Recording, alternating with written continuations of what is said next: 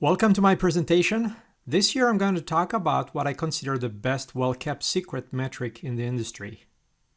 I believe the electroacoustic community has a good understanding of the physics domain and all the measurement aspect of real testing. However, there's another domain that is even more important we could call human audio perception domain, or how human being perceive sound. I'm just going to call this domain the human domain. In the physics domains, we've been using microphones for years to characterize physics acoustics. Couplers help us using microphones to physically simulate human closed ear response, and over the last 60 years, we came up with very clever solutions. But they were limited in terms of frequency range to fully cover the 20 to 20 kHz human audio bandwidth. A few years ago, HBK introduced a new generation of head and torso simulators that fully move the acoustic transducer to the human domain. The 5128 has the average hearing of an adult, and it is now approved as a high-frequency head and torso simulators by the ITUT. RMS values are great metrics that have been used to characterize dynamic signal. They belong to the physics domain, and taking 20 log of the RMS over 20 micropascal, we can transform the RMS into dB, or decibel, which stretch the RMS metric closer to the human domain, but not quite. More to come on this. On the time to frequency transformation, we have a lot of tools in the physics domain, but can we use them the way they are and transpose them in the human domain? I don't think we have in our brain a built-in FFT or RTA analyzers, as we listen to sound very differently. So we may need to use something else than traditional DSP. Regarding FRF, which is one of the most important metric in the electroacoustic community, the work that Harman did with the preferred frequency response really helped moving the FRF from the physics domain to the human domain. I believe it was a great attempt and give us a reference we can use when designing or testing headphones. THD, or total harmonic distortion, is a very physics metric, and most of the time, as human beings, we cannot relate to it. My goal here is to explain what is missing and what our solution is. The first thing I'm going to do is to challenge the decibel representation by showing you how decibel is sometimes a crude way to measure sound. I'm going to play you a recording of 6 different industrial sound. On the top graph, you can see the time domain in Pascal, and on the bottom graph, you can see the frequency domain. From the time domain, the amplitude of these 6 sounds are very different. On the frequency domain, we can see that their spectral content is also very different. But for now, just listen and focus on the loudness of these 6 industrial sound.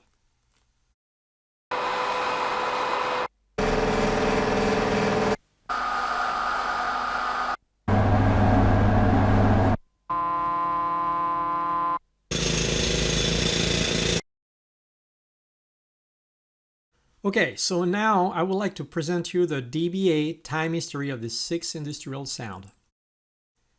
Do you see any differences? Can you rank the sound intensity, or rather their dB amplitude or loudness based on the dB graph? It is quite difficult indeed, and it seems for that given example, all the sounds have the same dB levels. However, we can perceive that their loudness is very different. So what is wrong here? Can we still rely on decibels? Do we have a better metric that would correlate with how we perceive sound? Yes, we do. This metric is called the time varying loudness. This metric is now part of an ISO standard, ISO type 532-1 from 2017. So let me show you now the time varying loudness metric versus time of the 6 industrial sound. Clearly, in that example, we can rank the loudness of the 6 sounds from a human perspective. This metric does a great job transforming the Pascal, a real physics unit, into sounds, the time-varying loudness unit. 20 years ago, when I discovered this metric, I learned that the time-varying loudness considers the frequency masking of the human ear. When the pure tone is slightly above the human hearing threshold, low-order harmonics distortion can be easily heard. However, as the tone increases in level, a masking curve gets wider and wider in frequencies. This audio masking curves around our main tone is also called a critical band or bark band. If the device generates a second harmonic below the masking curve, the second harmonic will be masked and this harmonic cannot be perceived. Now if the device generates a harmonic 10 at the same level as the second harmonic, the harmonic 10 amplitude is above the masking curve and you will be able to hear it. The second harmonic distortion can be as high as 10% distortion but still be inaudible. So closer are the low order harmonics from the fundamental and higher is the chance to have them masked, which shows that low order harmonic distortion may not be something important because most of the time we cannot hear it. However, regarding the 10th harmonic, which is considered high order harmonic distortion, it is audible at only 0.05% distortion. So do you realize how complex things can be when trying to estimate perceived distortion? An ideal human domain time-frequency transformation should have built-in masking curves and should indicate if distortion is masked or not masked. I put together this example a long time ago, and I know it is rather simple to demonstrate live, but I'm going to rely on your audio system. And potentially WebEx technology will cancel everything I'm going to play here, so hang on if it doesn't work well. In this example, I generated a 500 Hz tone, which is going to be steady until the end. Oh, if you do not have any experience with this type of graph, they are called Campbell diagram or sometimes sonogram. In few words, the x-axis is the frequency, while the y-axis is the time. The third axis is the signal amplitude, which is color-coded. Warm color leads to high amplitude, cold color leads to low amplitude. The Campbell diagram is a representation of a multi-spectrum FFT analysis. The bottom diagram is a single FFT frame or a horizontal slice of the Campbell diagram. So after 6 seconds, I'm going to introduce the second tone around the 1 kHz, which could be the second harmonic distortion. This tone will be masked, so you won't be able to hear it.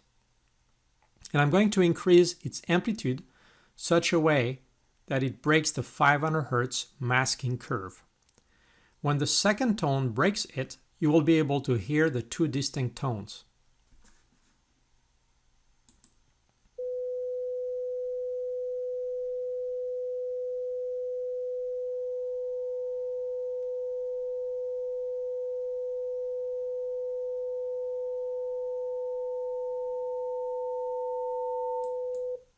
Then I'm going to bring back the second tone under the masking curve and I will sweep the second tone to higher frequencies and breaks the 500 masking curve.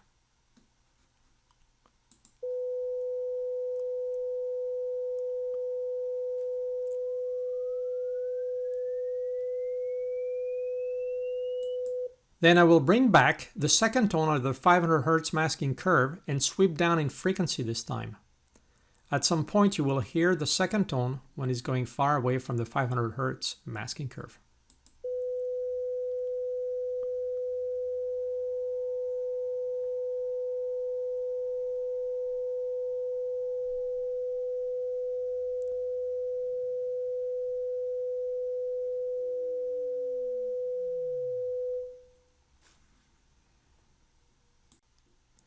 So the traditional FFT physics domain shows everything that is generated by the speaker. But what it misses is the human domain masking curve. So I brought the time varying loudness in the frequency domain called the specific loudness, which is a representation of sounds over the band bark frequency unit. The time varying loudness will show the masking curves and we'll be able to estimate when distortion can be perceived or not. Let's take this demo step by step. So at the beginning, I introduced a 500 Hz tone. You can see that the tone is showing up in the FFT analysis like it shows up also in the specific loudness. After 6 seconds here, I'm going to introduce the second tone. Notice that the second tone shows up in the FFT, but it doesn't in the specific loudness. When I increase the amplitude of that second tone, you can see that in the FFT at the moment here, it's ganging up, going up, going up, going up. And at some point, it will break the masking curve. And this is exactly when we can hear the two tones. If I move up in time here, I will bring back the second tone under the 500 Hz masking curve, and I will sweep up in frequency now. At some point, right there, I'm breaking up the masking curve, and this is when I can hear the second tone.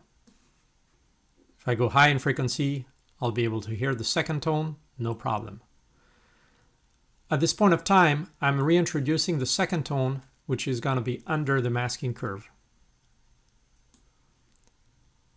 And I'm going to sweep down in frequency this time.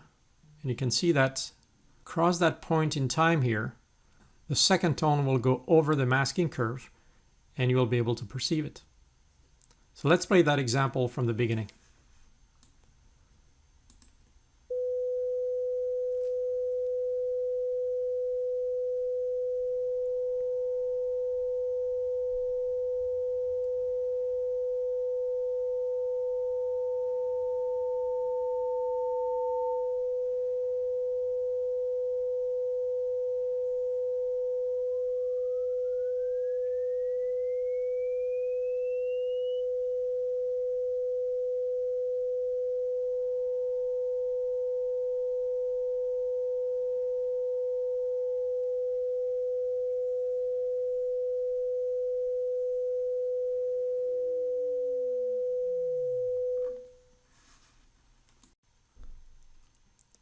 I hope it is clear to you that low-order harmonic distortion is usually masked and cannot be perceived with our own ears.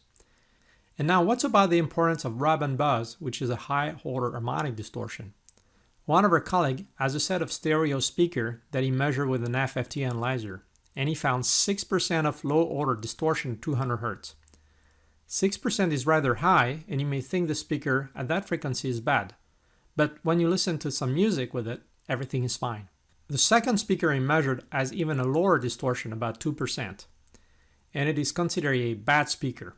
If you look at the FFT graph, you can see there are a lot of high-order harmonics in the signal, and those high harmonics are probably breaking the masking curve associated with the 200 Hz. And therefore, without masking curve, it is very difficult to estimate and detect perceived distortion from this FFT graph. So be careful when you report low-order harmonic distortion, because this type of distortion may not be perceivable. On the other hand, I would always measure high-order harmonic distortion, also called rub and buzz, not using an FFT analyzer, but rather a specific loudness analyzer with built-in masking curve like I showed you before. Another thing I learned with this time-varying loudness metric is it takes into account the time masking of the human ear. In the example above, we have a random signal followed by a click. When the click is far away from the random signal, you can hear it. When the click is close from the random signal, the click is masked and become inaudible. The time-varying loudness transforms the physics audio domain into the human audio domain with a great fidelity by mapping the Pascal into sounds. The frequency masking of this metric is very useful for characterizing perceived distortion. The time masking is really adequate when you use non-sign-based stimulus like speech or music, but that could be another presentation for later. So what's about this well-kept secret? Well, I'm not sure if you watched Dr. Wukong's song presentation he did last year at the same conference, but he used time-varying loudness to characterize devices' sound quality. Time-varying loudness is the special ingredient of this measurement process. If you like to watch his presentation, just go on YouTube and use the keywords HBK, audio, and BSR, and you will find it. In few words, BSR stands for buzz, squeak, and rattle. This takes into account everything else that deviates from the device under test linear response, including low and high harmonic distortion. Dr. Wukong's song shows a new human domain approach for characterizing a complete speaker transducer by exciting it with a lock sweep signal. He measured the speaker response and fed it into a time-varying loudness analyzer. The result is in sounds, we call it NY. This NY response includes the perceived distortion and all the potential buzz, squeak, and rattle triggered by the lock sweep stimulus. Then he did a linear deconvolution of the full response to extract the linear response of the speaker, and he fed it in the same time-varying loudness analyzer. He called this curve NX. The difference between NY and NX is what is driving the sound quality of a speaker system, but this time we take the human audio perception into account. The algorithm he uses averages the loudness difference, creating a single sound quality BSR metric you could use to pass or fail an electroacoustic device on production line, for example. I would like to give you a quick demo of the BSR app, and I'm going to use the 4227A artificial mouth, which has a very low distortion to begin with. In the app, I can specify my stimulus start and stop frequencies and its duration. I can define the output and the input sensitivities. I can generate the lock sweep by clicking this button. Once the stimulus is ready, we can just click the Start Mesh button.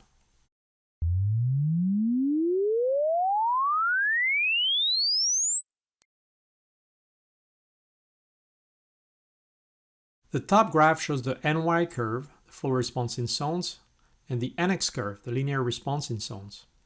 The bottom graph shows the difference between NY and NX, lowers the difference and betters the sound quality. The app calculated a single value BSR of 0.04 zones, which is the average of the loudness difference between the two vertical lines. To for the BSR, I'm going to redo a measurement, but this time I'm adding a piece of tape at the entrance of the artificial mouth. The tape will rattle at some frequencies, and we should be able to catch that.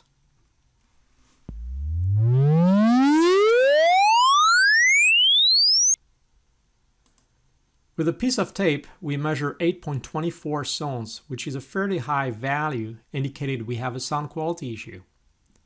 We can clearly see how the tape generates BSR at some frequencies by looking at the graph and the difference between the NY and the NX curve.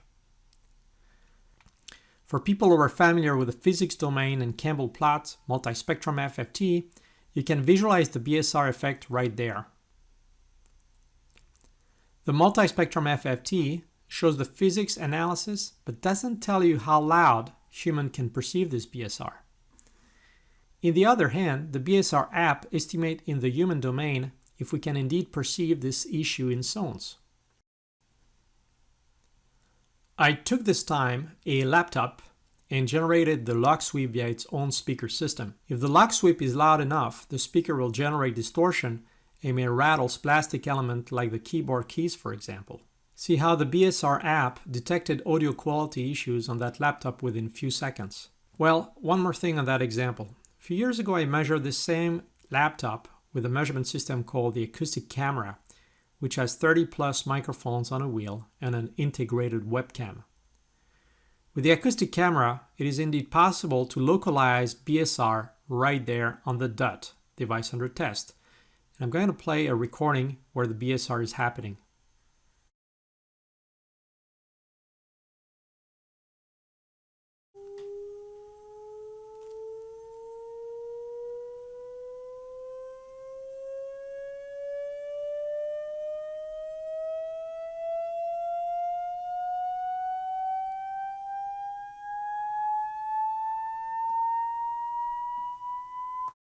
You can see the BSR can be very dynamic, and depending on how the keyboard keys are attached to the computer, they have slightly different resonances.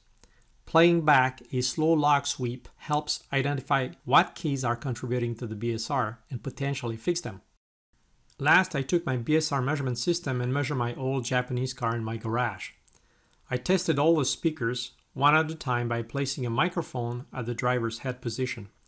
The BSR test system identified that the front left speaker was the one that created quality issues. The speaker has normal distortion compared to the other, but it rattles a plastic component on the front left door panel, and the BSR metric caught it.